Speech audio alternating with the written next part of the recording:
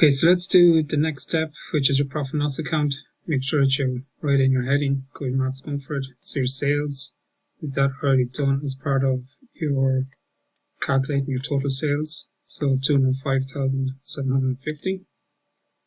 Less cost of sales, your opening stock, taken straight from the question, 14,300. Add your purchases.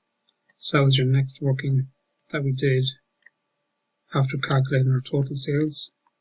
So 78,140.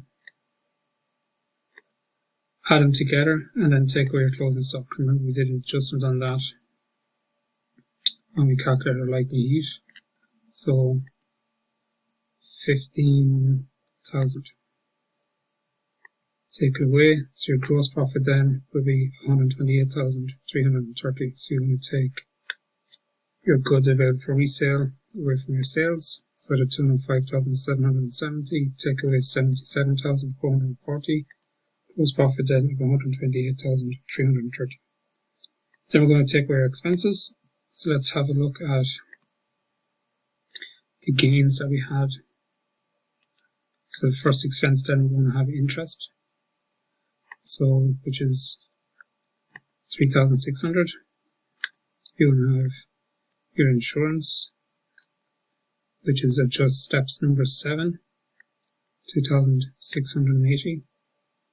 Then you're going to have your general expenses, which is another step 7, 21,300. Light and heat then, which is after that, which is 3,550.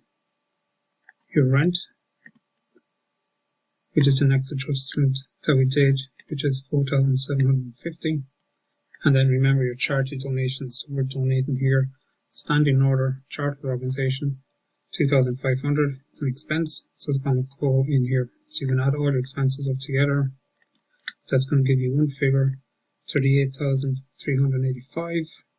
You're going to take that away from your gross profit of 128,330. And that's going to give you your net profit of 89,945.